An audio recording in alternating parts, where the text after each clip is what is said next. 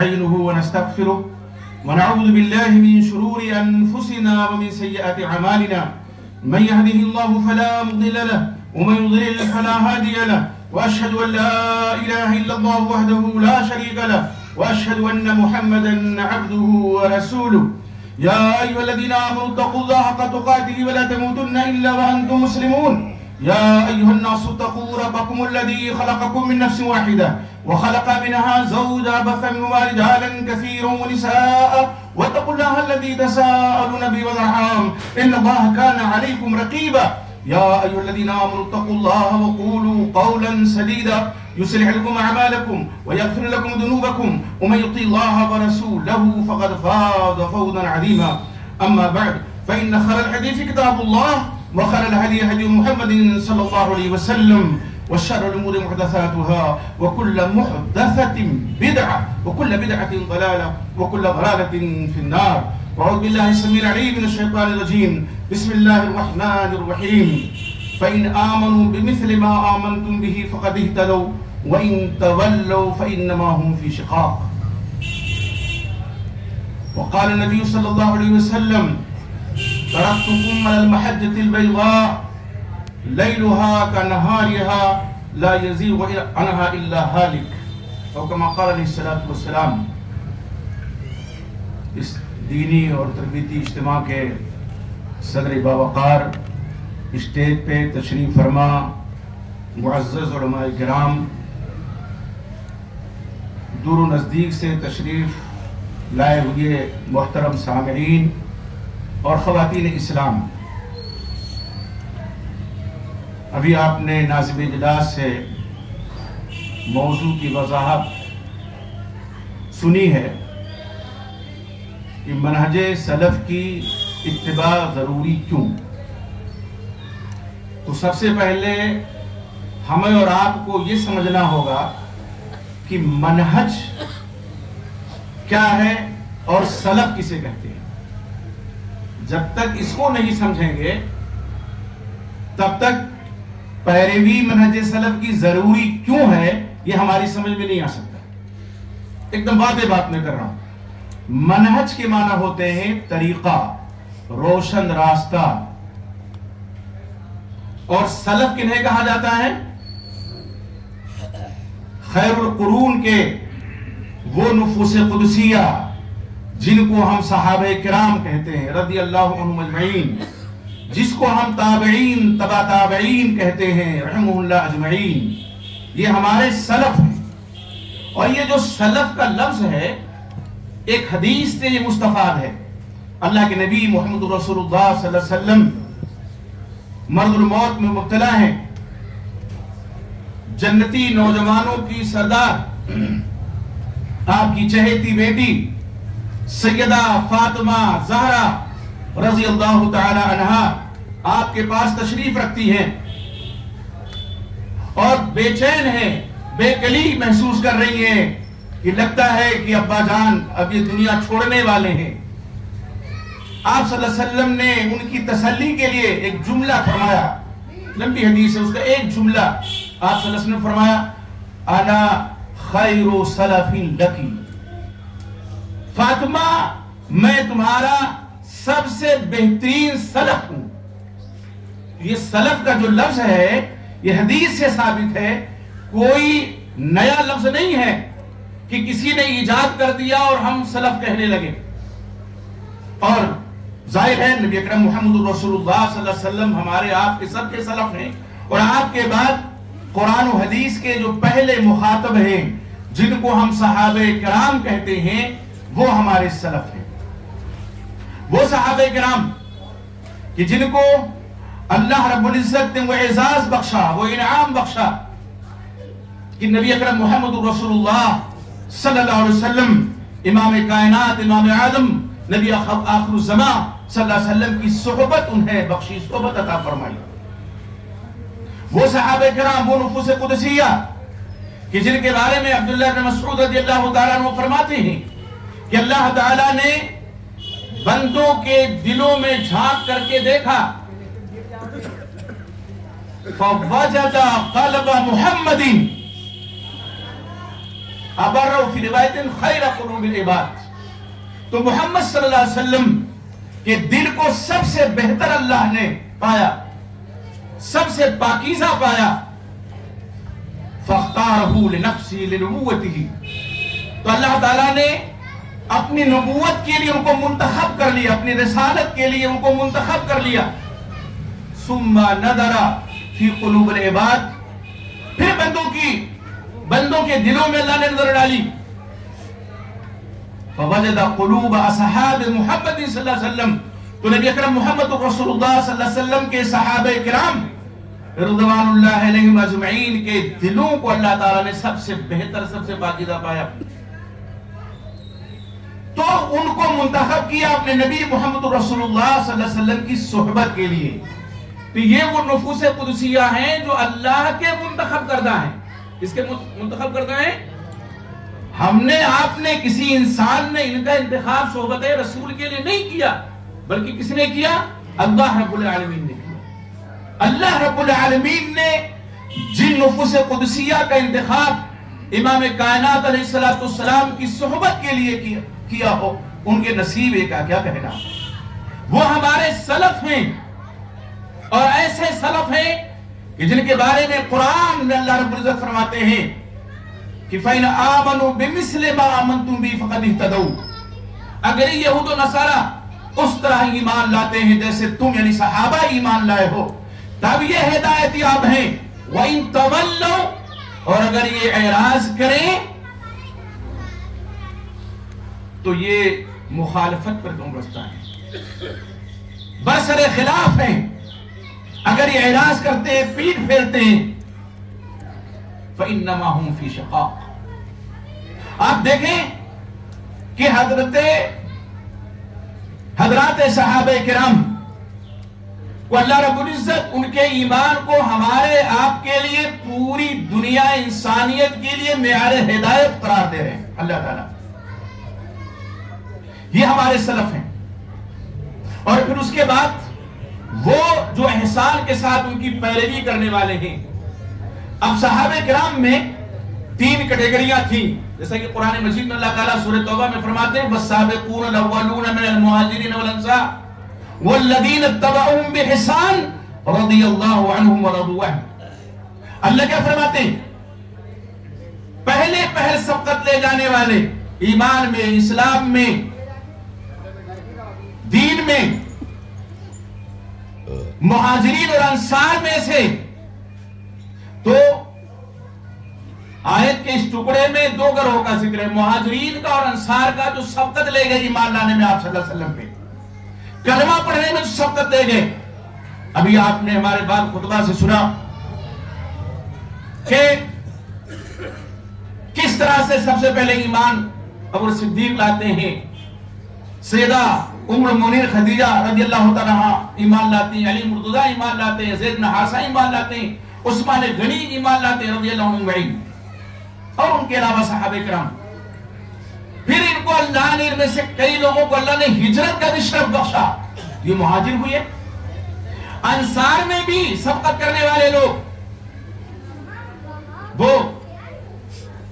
قافلے کے ساتھ چند صحابہ کرام جو مکہ آئے تھے, 2 بیعت انہوں نے کی. مدینہ کے صحابہ نے بیعت عقبہ اولیٰ جس کو کہتے ہیں, گھاٹی کی بیعت, اور بیعت عقبہ ثانیہ جسے کہتے ہیں, وہ بھی سبقت لے جانے والے ایمان میں.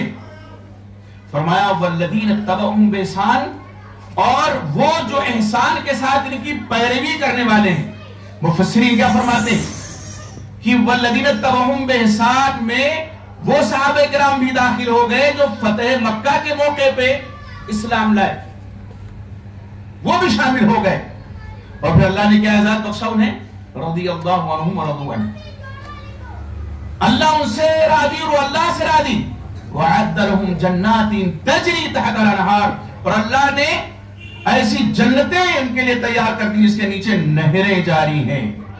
خالدین فیہا ابدا, اس میں وہ ہمیشہ ہمیش رہیں گے. تو ایک لمحے کے لیے آپ غور کیجئے ان کے مرتبے کو, ان کے درجے کو, ان کے مقام کو, ان کے رتبے کو. بعد کے لوگ پہنچ سکتے ہیں؟ نہیں, کوئی سوال ہی نہیں ہے. عبادتوں پہ عبادتیں ہم کر لیں, ریاضتوں پہ ریاضتیں کر لیں، پوری رات قیام اللیل کر لیں، لیکن ان نفوس قدسیہ کے پیر کی دھول بھی نہیں بن سکتے ہیں، کوئی سوال ہی نہیں ہے۔ تو یہ ہمارے سلف ہیں، یہ ہمارے اسلاف ہیں، ان کی پیروی کرنے والے تابعین تبع تابعین ہیں۔ آپ صلی اللہ علیہ وسلم فرماتے ہیں خیر القرون قرنی، سب سے بہتر زمانہ میرا زمانہ ہے۔ قرن کہتے ہیں 100 سال کی مدت کو، ایک قرن کسے کہتے ہیں 100 سال۔ تو آپ کے زمانے میں صحابہ کرام تو تھے ہی، فرماتے ہیں خیر القرون قرنی ثم الذین یلونہم، آپ کی وفات کے بعد بھی صحابہ موجود تھے، لیکن بعد میں تابعین بھی آئے، ٹھیک ہے۔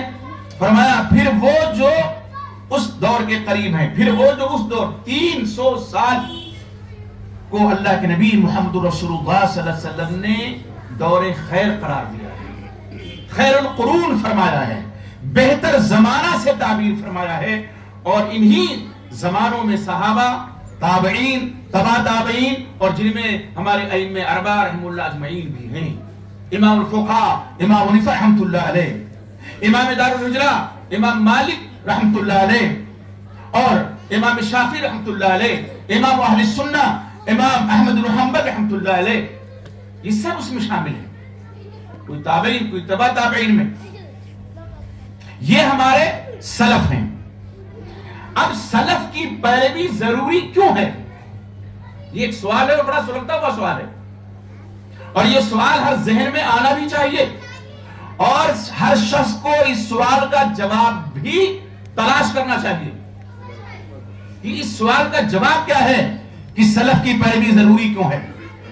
قرآن میں اللہ تعالیٰ نے ان کے ایمان کو ہمارے لیے معیار ہدایت قرار دیا، ان کے لیے اللہ تعالیٰ نے بشارت دی، اپنی رضا کا سرٹیفکیٹ دیا، جنتوں کی بشارت دی۔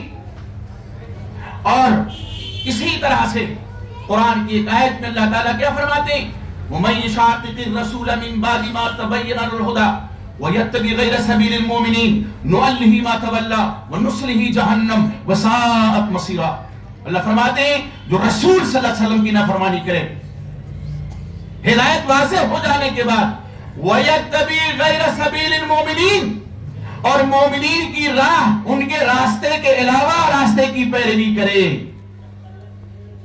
نُوَلِّهِ مَا تَوَلَّى، وہ جس طرح پھر کے جائے گا ہم اس کو جانے دیں گے، لیکن اللہ کیا فرماتے ہیں ارشاد وَنُصْلِهِ جَهَنَّمَ، ہم اس کو جہنم میں پھینک دیں گے، اس کو جہنم میں ڈال دیں گے، وَسَاءَتْ مَصِيرًا، اور جہنم بہت برا ٹھکانہ ہے۔ آپ اس آیت پہ ایک لمحے کے لیے غور کریں، جب اس آیت کریمہ کا نزول ہو رہا تھا کون سے مومنین موجود تھے؟ ہم تھے، آپ تھے، تابعین تھے، تبع تابعین تھے، امامان دین تھے؟ نہیں، صرف صحابہ کرام رضی اللہ عنہم اجمعین تھے۔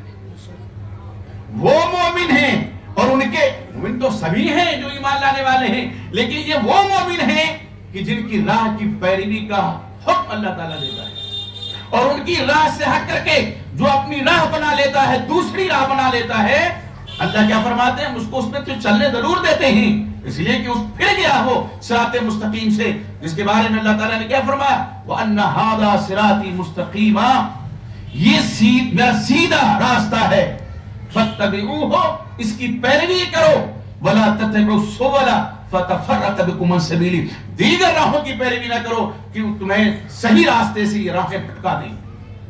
تو صراط مستقیم وہ ہے جس پر وہ نفوس قدسیہ چلے تھے، مومنین صادقین چلے تھے، جن کو اللہ رب العزت کی آیت کریمہ میں مومنین سے یاد کیا ہے، اور فرمایا وَاتَّبِعْ غَيْرَ سَبِيلِ الْمُؤْمِنِينَ۔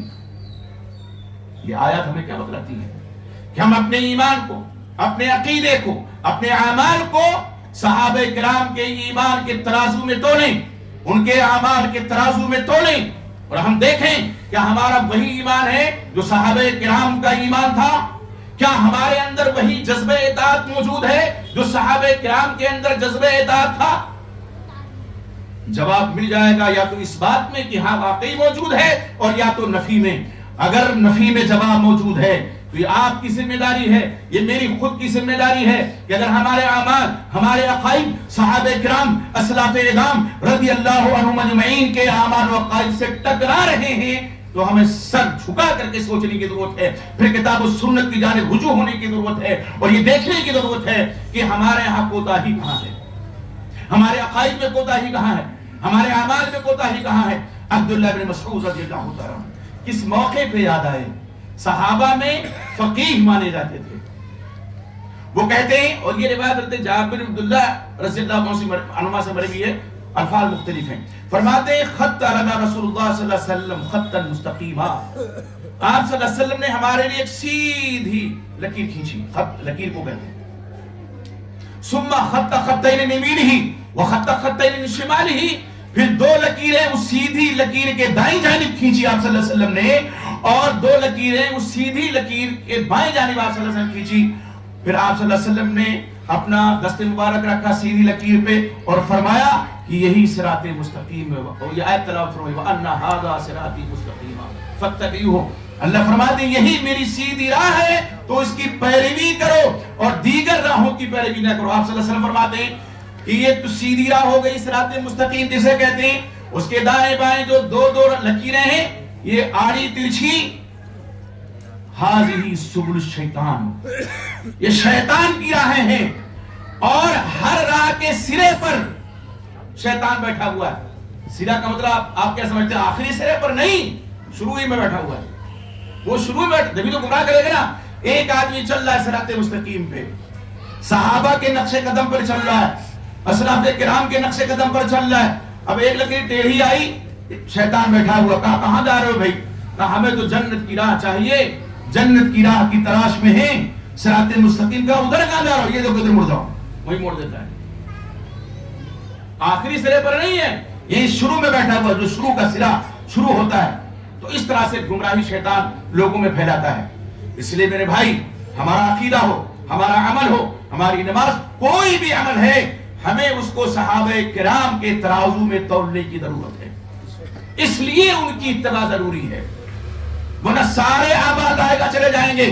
اللہ نے فرمایا نا وَيَتَّبِعْ غَيْرَ سَبِيلِ الْمُؤْمِنِينَ، مومنوں کی راہ کے علاوہ اگر کسی کی پیروی کی تو پھر خیر نہیں ہے۔ حضرت عبداللہ بن مسعود ہی رضی اللہ تعالیٰ عنہ کیا فرماتے ہیں؟ جو شخص کسی کی پیروی کرنا چاہتا ہے فَلْيَسْتَنِّ بِمَنْ قَدْ مَاتَ، تو ان کی پیروی کرے جو وفات پا چکے ہیں۔ حضرت مسعود جب یہ بیان فرما رہے ہیں، ان کا اثر ہے، تو بہت سے صحابہ کرام کی وفات ہو چکی تھی۔ اب یہ صحابی رسول ہیں تو ان کی یہ مراد تو نہیں ہو سکتی کہ میرے بعد جو وفات پانے والے ہیں، ظاہر کی مراد تو صحابہ کرام وفات پا چکے ہیں۔ پھر تشریح کرتے ہیں غموض نہ باقی رہے، کوئی ابہام نہ رہے، ایچ پیچ نہ رہے، فرماتے ہیں اولئک اصحاب محمد صلی اللہ علیہ وسلم، وہ کون ہے وفات شدہ، وہ کون ہے جو دنیا سے گزر گئے جن کی اتباع ضروری ہے؟ وہ محمد رسول اللہ صلی اللہ علیہ وسلم کے صحابہ کرام ہیں رضی اللہ عنہم اجمعین۔ دیکھا آپ نے کیا فرمایا؟ اقتداء کرنی ہے تو ان کی کرو جن کو اللہ تعالیٰ نے محمد رسول اللہ صلی اللہ علیہ وسلم کی صحبت کے لیے چن لیا تھا، منتخب کر لیا تھا، اس لیے سلف کی اتباع ضروری ہے۔ ایک تو یہ ہو گیا پہلو۔ دوسرا پہلو دیکھیے، صحابہ کرام کے زمانے میں بعض مسائل میں اختلاف ہوئے، اس میں کوئی دو رائے نہیں ہے، لیکن جب حدیث رسول آ گئی تو فوراً اسی پر عمل شروع۔ یمین و یسار نہیں دیکھا صحابہ نے۔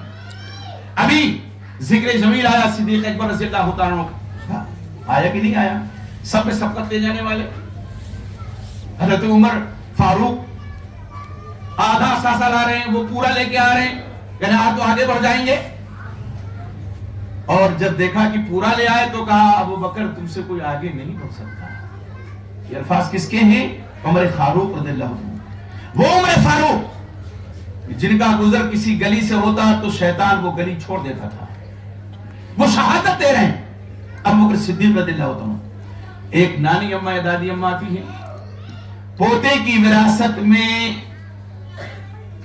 میرا کیا حصہ ہے سوال کرتی ہے، ٹھیک ہے؟ آج تو وراثت کی واؤ سے بھی لوگ غافل ہیں، نہیں دیتے، بہن اور بیٹیوں کا حق مار کر کے بیٹھے ہیں، وہ الگ ٹاپک ہے، کبھی سنیے گا انشاءاللہ. اور بہت ضروری ہے، تحریک چلانا چاہیے میراث کے تعلق سے. علماء بیٹھے ہیں، پوچھئے. اس قدر غفلت کا شکار آج کا مسلمان ہے، خصوصاً بر صغیر کا اور خصوصاً ہمارے یو پی کا. آپ دیکھیں سوال ہوتا ہے کتنا حصہ ہے، جواب وہی ہونا چاہیے جو صدیق اکبر نے دیا. ہمیں بھی وہی جواب دینا چاہیے اگر نہیں معلوم ہے تو مسئلہ. فرمایا اما فی کتاب اللہ، رہی اللہ کی کتاب قرآن مجید، فلا اجد لکی فیہ شیئا، کوئی حصہ میں تمہارے لیے نہیں پاتا. قرآن میں ظاہر ہے کہ حصہ نہیں ہے، حکم تو ضرور ہے. اللہ نے فرمایا مردوں کا عورتوں کا حق ہے، جو کچھ والدین چھوڑ گئے، اقربا چھوڑ گئے، کم ہو یا زیادہ ہو، یہ متعین اللہ نے کیا ہوا ہے حق. لیکن کس کا کتنا حق ہے یہ کہاں ہے؟ حدیث رسول میں ہے. قرآن پڑھے ہوئے تھے، فوراً فرما دیا میں اس میں کوئی نہیں پاتا ہوں حصہ تمہارا. اور پھر جب حدیث کی باری آئی تو یہ نہیں کہا کہ حدیث میں تمہارا کوئی حصہ نہیں ہے. فرمایا جہاں تک میں جانتا ہوں اللہ کے نبی محمد رسول اللہ صلی اللہ علیہ وسلم نے بھی تمہیں کوئی حصہ نہیں دیا. کون؟ افضل البشر بعد الانبیاء صدیق اکبر. مجلس صحابہ کرام کی ہے، خلیفۃ المسلمین کی زبان ہے، اپنے علم کے مطابق وہ گویا فتویٰ دے رہے ہیں، لیکن وہ فتویٰ حدیث رسول کے خلاف ہے. دو صحابہ کرام کے بعد دیگرے کھڑے ہوتے ہیں، حضرت محمد بن مسلمہ اور حضرت مغیرہ بن شعبہ رضی اللہ عنہما. کہتے ہیں اللہ کے نبی محمد رسول اللہ صلی اللہ علیہ وسلم کو ہم نے خود فیصلہ کرتے ہوئے دیکھا ہے کہ اس صورتحال میں دادی کو چھٹا حصہ دیا ہے. وراثت میں جانتے ہیں یہ سن لیجئے مسئلہ، بیٹی کی وفات ہوئی تو ماں کا چھٹا حصہ ہے. اگر ماں نہیں ہے تو وہی حصہ دادی کو جائے گا یا نانی کو جائے گا. ٹھیک ہے. جس طرح دونوں صحابہ کرام کو ایک بار دیگرے ایک کھڑے ہوئے کہا اور کوئی تو دوسرے کھڑے ہوئے، ٹوکتے دیر نہیں لگی تھی. اسی طرح سے صدیق اکبر دنوں کو اپنا فیصلہ واپس لیتے دیر نہیں لگی. اللہ کے نبی صلی اللہ علیہ وسلم کا فرمان ہے آمنا وصدقنا. کیا ہم یہ ذہنیت نہیں بنا سکتے؟ حدیث رسول ہمارے سامنے آ جائے تو کیا ہم آمنا وصدقنا نہیں کہہ سکتے؟ ضرور کہنا چاہیے. آج کتنے ایسے لوگ ہیں جو صحیح احادیث کا انکار کر دیتے ہیں. وہ کیا کہتے ہیں کہ ہمارے لیے قرآن کافی ہے. میرے بھائی نہیں، شریعت کے دو مصدر ہیں. پہلا مصدر جہاں سے شریعت نکلی ہے قرآن مجید، اور دوسرا مصدر حدیث رسول ہے. تفصیل میں جانے کا موقع نہیں ہے، میری اس پر کتاب ہے موٹی حدیث کے دلائل کا رد و شبہات کا ادارہ، بعد اب آپ نے پڑھا بھی ہوگا اسے. تو دو مصدر قرآن مجید میں احکام کی جو آیات ہے زیادہ تر میں اجمال ہے، ان کی تفسیر حدیث رسول میں ہے. نماز قائم کرو، زکوٰۃ ادا کرو ہے قرآن میں متعدد مقامات پہ کی نہیں، لیکن کیسے؟ کئی وقت کی نماز، زکوٰۃ کا نصاب کیا، ظہر کے رکعت، عصر کے رکعت، مغرب کے رکعت، عشاء کے رکعت، فجر کے رکعت، یہ کہاں؟ حدیث رسول میں. تو بغیر حدیث کے معنی تو دین مکمل نہیں ہو سکتا ہے. اور اسی لیے میں بڑی ذمہ داری کے ساتھ کہتا ہوں، جو کہے کہ قرآن اور حدیث کو ہم نہیں مانتے، تمام حدیث کا انکار کرے، وہ اپنے ایمان کی خیر بنائے، اسلام سے اس کا کوئی تعلق نہیں ہے، کچھ سوال ہی نہیں ہے. تو یہ ہمارے صحابہ تھے، ہمارے اسلاف تھے. حدیث رسول آئی فوراً عمل کرنے کے لیے. اونچی ٹوپی نہیں، اونچی پگڑی نہیں، امارت و سیادت اور قیادت نہیں کہ میں تو امیر المومنین ہوں، میں تو خلیفۃ المسلمین ہوں، جو میں نے کہہ دیا وہی حرف آخر. نہیں، حرف آخر وہ ہے جو اللہ فرمائے، حرف آخر وہ ہے جو رسول اللہ صلی اللہ علیہ وسلم فرمائے، وہ حرف آخر. مسائل میں اختلاف تو ہوتا ہی ہے.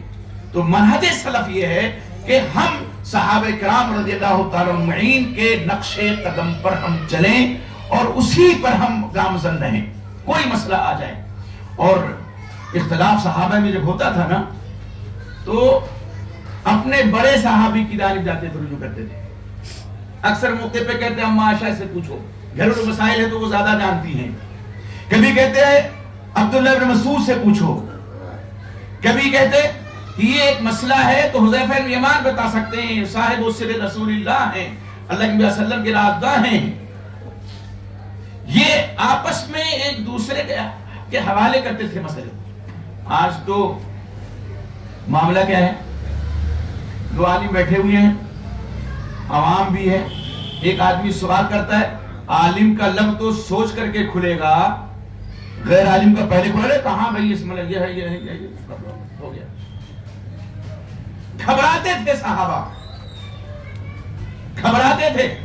حضرت عبداللہ مسعودی کے بارے میں ہے، ابن ماجہ کی روایت ہے، حدیث جب بیان کرنے لگے احمرتون کے، ان کے یہ جو دو رخساریں سرخ ہو گئے اور یہ بٹن ایسے ماری گرمی کے کھول رہے ہیں اور دھیرے دھیرے حدیث بیان کر رہے ہیں، تو آخر میں او کما قال صلی اللہ علیہ وسلم او مثل ذالک، اسی طرح فرمایا، او نحو من ذالک، اسی طرح آپ نے فرمایا۔ حدیث بیان کرنے میں اتنی گھبراہٹ ہے، اور یہاں فتوی بازی میں کوئی گھبراہٹ نہیں۔ آج دکانیں لوگوں نے سجا کی یوٹیوب کی، اب تو وہ صاحب بھی مفتی بن گئے۔ بھائی آپ کو معلوم ہے کہ نہیں معلوم ہے؟ مرزا جی ہمارے، ایک مرزا جو نبوت کا دعویٰ کر کے واصل جہنم ہو گئے، اب یہ جو نئے مرزا ہے مفتی بھی بن گئے، یہ فتویٰ بھی دینے لگے ہیں، کہتے ہیں یہ اچھا دیکھیے طرز بھی دیکھیے کہ علماء کو کیا کہتا ہے وہ شخص کہ یہ مفت کے مفتی ہیں۔ اچھا تم منزل من اللہ مفتی ہو کیا؟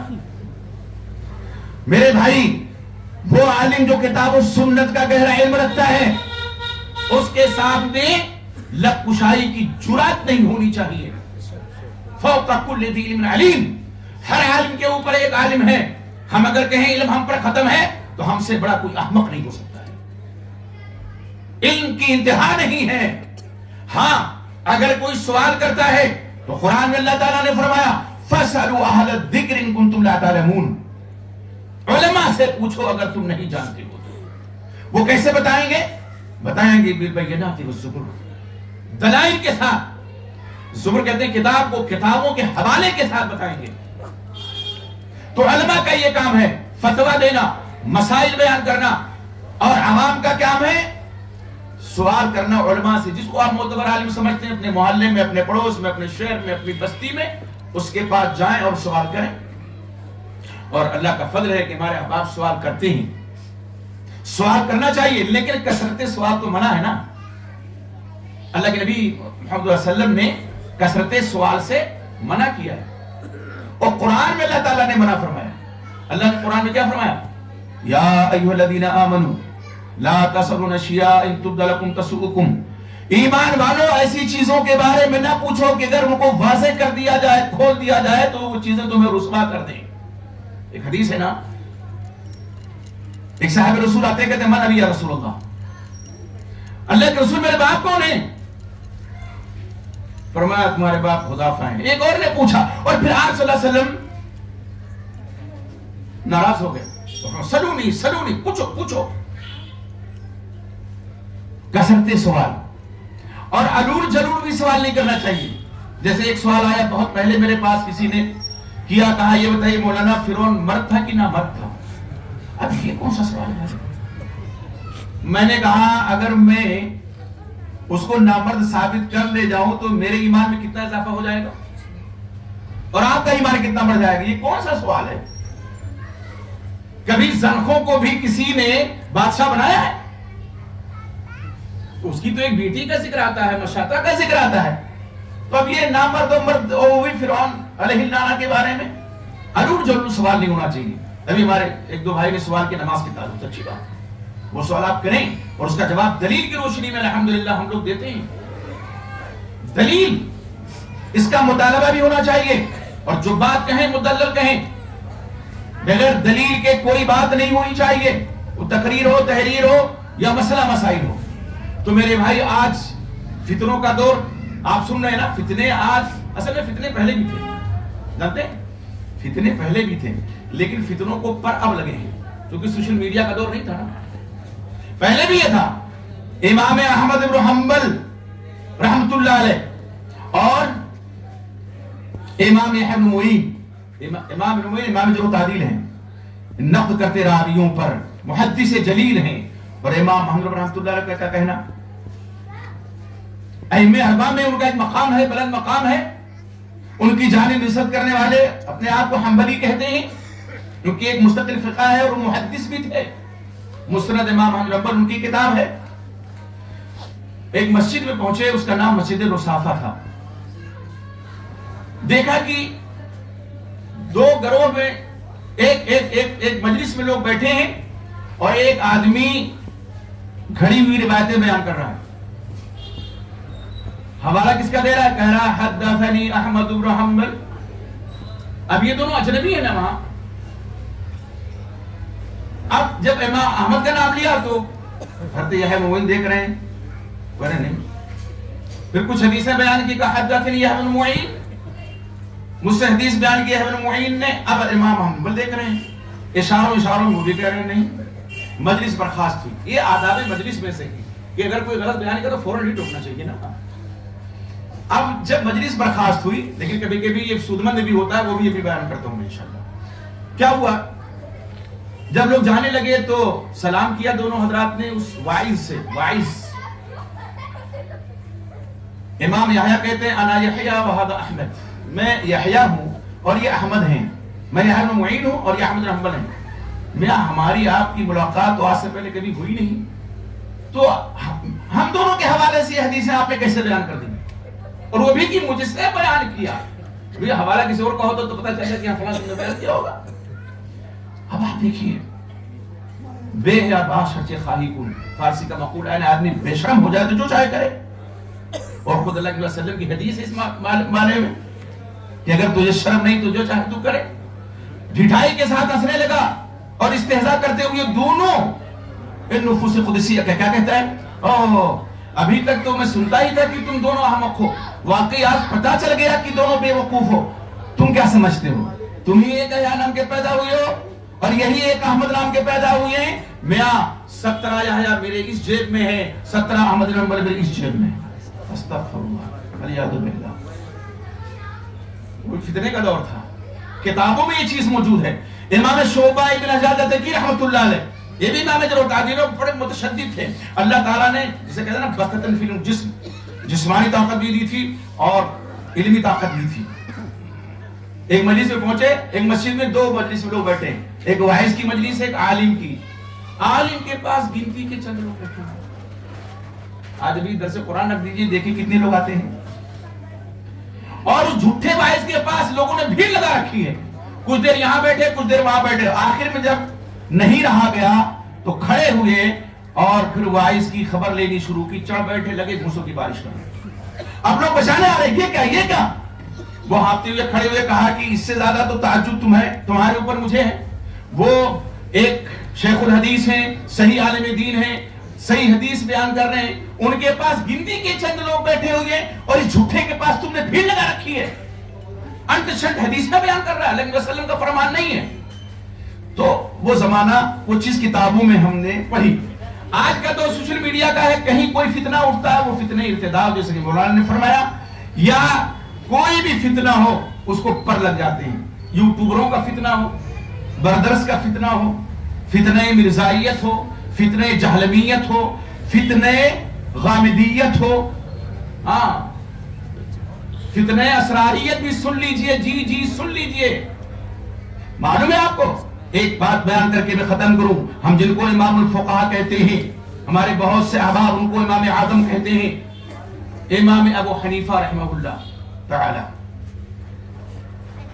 معلوم ہے شرح العقیدہ طحاویہ میں، اور اللہ تعالیٰ نے کس طرح ان ائمہ کو محفوظ کر دیا. مسائل میں بے شک اختلاف تھا، ان کے فروعی مسائل میں اختلاف تھا. عقائد دیکھیے کس طرح سے. ابو مطیع بلخی شرح العقیدہ طحاویہ، علامہ طحاوی رحمۃ اللہ علیہ کی، ابن ابی العز حنفی رحمہ اللہ کی کتاب ہے. ابو مطیع بلخی پوچھتے ہیں، کہتے رجل یقول لا ادری این اللہ، ایک آدمی کہتا ہے میں نہیں جانتا اللہ کہاں ہے. قال هو کافر. عبارت ایسی آپ کو ملے گی شرح العقیدہ طحاویہ. ہم تو جامع اسلامیہ مدینہ طیبہ میں کتاب پڑھی، میرے پاس بھی موجود ہے. ٹھیک ہے. یہاں پھر سوال ہوتا ہے، وہی ابو مطیع بلخی پوچھتے ہیں کہ ایک آدمی کہتا ہے کہ اللہ عرش پر، لیکن لا ادری این العرش فی الارض و فی السماء، لیکن میں نہیں جانتا کہ عرش کہاں ہے، زمین میں کہ آسمان میں. قال یکفر، اس پر بھی حکم لگا دیا. امام ابو حنیفہ رحمہ اللہ، آپ سنیے، جن کے بارے میں امام شافعی نے فرمایا الناس عیال فی الفقہ علی ابی حنیفہ، اور اسی لیے ہم لوگ امام الفقہاء کہتے ہیں کہ لوگ فقہ میں، حدیث کی بات نہیں، فقہ میں ابو حنیفہ رحمہ اللہ کے سامنے بچے ہیں ان کے محتاج. امام دار الہجرہ امام مالک کو دیکھیے, ایک آدمی مصر سے آتا ہے حج کے لیے, کہتا ہے کہ چلو موقع اچھا ہے, بڑا شورا ہے امام مالک کا, کچھ سوال کر لیتے ہیں. ایک مسئلہ پوچھا, امام صاحب نے جواب دے دیا. اور کون امام مالک ہیں جن کے بارے امام شافعی ان کے شاگرد رشید فرماتے ہیں لا یفتیٰ مالک فی المدینہ, جب تک مدینے میں امام مالک زندہ ہے کوئی فتویٰ نہیں دے سکتا ہے. چلا گیا, اگلے سال اللہ نے پھر توفیق دی. اب مصر کے لوگوں کی ذہنیت جو جن سے سابقہ پڑا ہے جانتے ہیں وہاں, اس نے کہا چلو یہی سوال پھر کر لیتا ہوں. ہمارے بھی وہ آبادوں کی ذہنیت ہوتی ہے, ایک مولوی صاحب سے سوال کریں گے وہی سوال دوسرے مولوی صاحب سے بھی کریں گے, پھر حکم بن جائیں گے. مسائل میں اختلاف ہے تو ہو سکتا ہے مختلف جواب آئے, لیکن حکم بن کر کے کسی کو پاس کر دیا کسی کو فیل کر دیا, ایسا نہیں ہونا چاہیے. دلیل جس کے پاس ہے آپ اس کی بات. امام مالک رحمۃ اللہ علیہ نے جو جواب ایک سال پہلے دیا تھا ایک دم اس کے الٹا جواب دیا, اس کے برعکس جواب دیا. حیران ہے وہ شخص, ششتر ہے. بات کیا ہے, اتنا بڑا شہرا, اتنی بڑی شہرت ایک ہی سال تو ہوا ہے. نہیں رہا گیا تو پوچھ بیٹھا, کہا حضرت ماجرا کیا, یہی سوال تو میں نے ایک سال پہلے کیا تھا آپ سے, آپ نے کچھ جواب دیا تھا اور آج کچھ اور جواب دے رہے ہیں. ناراض نہیں ہوئے, آج کے علماء ہم جیسے ہوتے جو کہہ دیا سو کہہ دیا, مانو چاہے نہ مانو. پہلے ایک سال پہلے کیا کہا مجھے نہیں پتا, اب جو کہہ رہا ہوں اس پر عمل کرو. نہیں, مسکرائے اور فرمایا کہ کل یوخذ من قول رد, ہر شخص کی بات لی بھی جا سکتی ہے, اس کی بات ٹھکرائی بھی جا سکتی ہے, رد بھی کی جا سکتی ہے. الا صاحب هذا القبر اشار الى القبر الاسم, سوائے قبر والوں کے اور نبی اکرم محمد رسول اللہ صلی اللہ علیہ وسلم کی قبر پر اشارہ فرمایا. فرمایا میں جب تم ایک سال پہلے آئے تھے تم نے مجھ سے سوال کیا تھا, اجتہاد تو برائی, میں نے اپنی رائے سے اجتہاد کیا تھا, حدیث میرے سامنے نہیں تھی. بعد میں نے جب حدیث کا ذخیرہ کھنگالا تو مجھے اس مسئلے میں ایک حدیث مل گئی جو میرے بیان کردہ مسئلے کے خلاف تھی, میری رائے کے خلاف, تو میں نے اس حدیث کو اپنا لیا. ہو سکتا ہے اگلا سال ہے پھر تم یہی سوال لے کر کے آؤ اور مجھے اس سے زیادہ صحیح حدیث مل جائے, اس حدیث میں کوئی اضافہ نظر آ جائے تو میں اس کے مطابق فتویٰ دوں گا. ہمارے ائمہ ایسے تھے. امام رحمۃ اللہ نے کیا فرمایا, اذا صح الحدیث فهو مذهبی, اٹھائیے حاشیہ ابن عابدین, اس میں ان کا یہ قول موجود ہے, جب صحیح حدیث آ جائے تو وہی میرا مذہب ہے. فرمایا اترکوا قولی بخبر رسول, میری بات کو اللہ کے رسول کے فرمان کے آگے چھوڑ دو. امام شافعی رحمۃ اللہ علیہ بھی فرمانے ہیں. میرے بھائی ہمارا دین کتنا سادہ ہے, سادہ ہے. یہ ہمارے اسلاف کرام تھے, ان کے نقش قدم پر ہمیں چلنا چاہیے. قرآن کی آیت آ جائے فوراً, حدیث رسول آ جائے فوراً امن و صدقنا, یمین و یسار نہیں دیکھنا چاہیے, کسی کی پیشانی نہیں دیکھنا چاہیے کہ فلاں کی پیشانی پہ سلوٹیں پڑ جائیں گی. نہیں, ہمیں قبر میں تنہا جانا ہے, حساب و کتاب تنہا ہوگا ہمارا, اور جنت و جہنم کا فیصلہ بھی تنہا ہوگا. تو ہم پیروی کن کی کریں جن کو اللہ کی رضا کا سرٹیفکیٹ ملا ہوا ہے. نبی اکرم محمد رسول اللہ صلی اللہ علیہ وسلم کے پہلے پیروکار, آپ صلی اللہ علیہ وسلم کی اتباع, اور اگر مسائل میں کچھ اختلاف ہے اور حدیث رسول میں کوئی رہنمائی بظاہر نہیں موجود ہے, صحابہ کا فہم ہے, اسی لیے ہم کہتے ہیں قرآن کو فہم صحابہ کے مطابق سمجھو, حدیث رسول کو فہم صحابہ کے مطابق سمجھو. تفسیر بھی رائے کے پیچھے نہ پڑو کہ فلاں نے کیا تفسیر کی. دیکھو عبداللہ بن عباس نے کیا تفسیر کی رضی اللہ عنہما, جو امام المفسرین ہیں, اللہ علیہ وسلم کی دعا جن کو شامل ہے کہ اللہم علم الکتاب وفقہ فی الدین, اللہ میرے چچا بھائی کو قرآن کا علم عطا فرما اور دین میں سمجھ.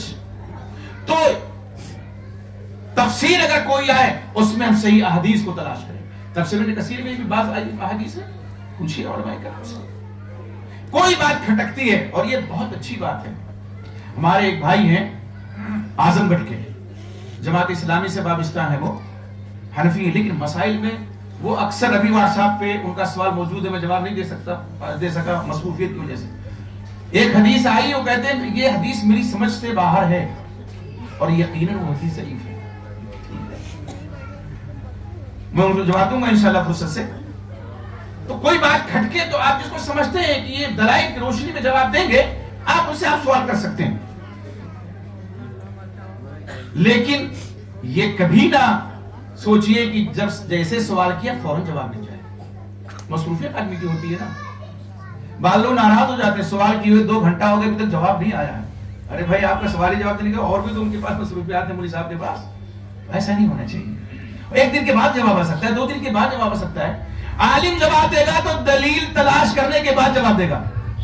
اور جب سے یہ موبائل ہاتھ میں آیا ہے جس کو کھلونے بھی کہہ سکتے ہیں, پہلے کوئی مسئلہ کوئی پوچھتا تھا, حالانکہ اب بھی الحمدللہ جواب دیتے ہیں دلائل اگر ہیں موجود تو, نہیں تو کہہ دیتے ہیں کہ بھئی ابھی سوچ کے بتائیں گے. جب سے یہ آیا ہے نا, اس نے سب سے پہلے اس پر حملہ کیا ہے, ذہن و دماغ, حافظے کو گڑبڑ کیا اس نے, سب سے زیادہ حافظے کو گڑبڑ کیا اس نے.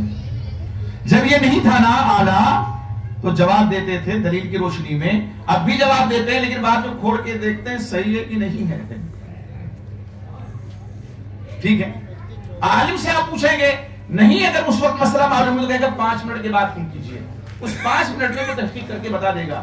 لیکن وہیں اگر کوئی یوٹیوبر ہے, کوئی برگر ہے, کوئی مرزا ہے, کوئی غامدی ہے, بھلے داڑھی نہ ہو لیکن فتویٰ آپ سے لے لیجیے فوراً. وہ یہ سمجھتے ہیں اگر فوراً نہیں دیں گے تو بے عزتی ہو جائے گی. نہیں میرے بھائی, امام دارالحکمہ مالک رحمۃ اللہ علیہ 100 میں سے 70 مسائل کے بارے میں کہتے تھے لا ادری لا ادری لا ادری, نہیں معلوم مجھے, نہیں معلوم مجھے. اس لیے میرے بھائی ضرورت اس بات کی ہے, باتیں کہنے کو بہت ہے, وقت ختم ہو گیا, کہ ہم کوئی بھی عمل کریں صحابہ کرام رضی اللہ عنہ معین کو ضرور پیش نظر رکھیں, قرآن اور حدیث کو, نبی اکرم محمد رسول اللہ صلی اللہ علیہ وسلم کی سنن مطہرہ کو, اور جو نقوص قدسیہ آپ کے پیروکار پہلے تھے ہم ان کے طریقوں کو اپنائیں. یہی محجت بیضاء ہے, یہی روشن شاعراء ہے, یہی منہج سلف ہے. اللہ تعالی ہم سب کو اس کی توفیق عطا فرمائے, جب تک اس دنیا میں ہمیں اور آپ کو زندہ رکھے, ایمان کی حالت میں زندہ رکھے, اور جب ہم سب کا خاتمہ ہو تو ہم سب کے لبوں پہ اشہد ان لا الہ الا اللہ واشہد ان محمدا عبدہ ورسولہ کا کلمہ جاری ہو. اللہ تعالی ہماری آپ کی حاضری قبول فرمائے. جس طرح اللہ نے اکٹھا ہمیں یہاں کیا ہے, ایسے اللہ توفیق دے اس کی رضا پا کر کے ہم جنت میں بھی اکٹھا رہیں. آمین. السلام علیکم ورحمۃ اللہ وبرکاتہ.